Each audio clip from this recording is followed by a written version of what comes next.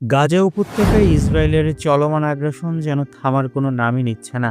ফিলিস্তিনি স্বাস্থ্য মন্ত্রণালয়ের সর্বশেষ পরিসংখ্যান অনুযায়ী ৯ আগস্ট শনিবার পর্যন্ত এই নির্মম অভিযানে অন্তত ৬১,৩৬৯ জন ফিলিস্তিনি প্রাণ হারিয়েছেন।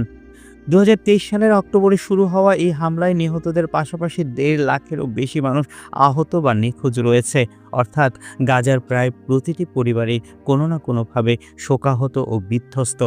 মানবিক বিপর্যয় ক্রমেই তীব্র হচ্ছে। শুধু গত ২৪ ঘন্টাতেই ১১ জন মানুষ অনাহারে ও অপুষ্টিতে মারা গেছে, যাদের মধ্যে রয়েছে অসহায় শিশুরাও। এ নিয়ে অনাহারে মৃত্যুর সংখ্যা ২১২ জনে দাঁড়িয়েছে। এর অর্ধেকেরও বেশি অর্থাৎ ৯৮ জনই শিশু। খাদ্য সংকট, বিশুদ্ধ পানি, ঔষধ সবকিছুর তীব্র অভাব গাজাকে পরিণত করেছে এক অবর্ণনীয় মানবিক বিপর্যয়ের কেন্দ্রস্থল হিসেবে। গত একদিনে গাজার বিভিন্ন হাসপাতালগুলোতে পৌঁছেছে ৩৯টি নতুন মরদেহ, আর আহত হয়েছেন ৪৯১ জন। ফলে মোট আহতের সংখ্যা এখন ১,৫২,৮৫০ ছাড়িয়েছে।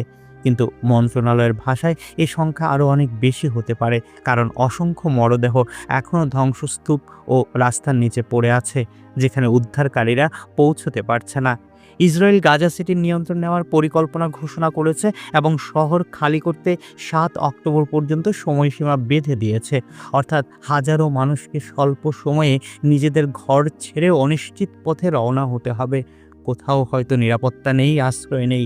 গত ২৪ ঘন্টায় মানবিক সহায়তা নিতে গিয়ে ২১ ফিলিস্তিনি নিহত এবং ৩৪১ জনের বেশি আহত হয়েছেন। শুধু গত ২৭ মে থেকে এখন পর্যন্ত সাহায্য সংগ্রহের সময় ১,৭৪৩ জন নিহত এবং ১২,৫৯০ জনের বেশি আহত হয়েছে। এ যেন এক নির্মম বাস্তবতা, যেখানে বেঁচে থাকার সামান্য আশাটুকুও মৃত্যুর ঝুঁকিতে ঢাকা পড়ে গেছে।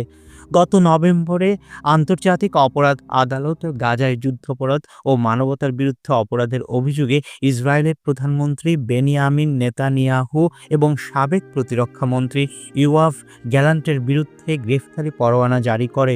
পাশাপাশি আন্তর্জাতিক বিচার আদালতে ইসরায়েলের বিরুদ্ধে গণহত্যার মামলা এখনও চলমান। বিশ্বের বিভিন্ন দেশ, মানবাধিকার সংস্থা ও শান্তিকামী মানুষের একটাই প্রশ্ন: এই রক্তপাত কবে থামবে?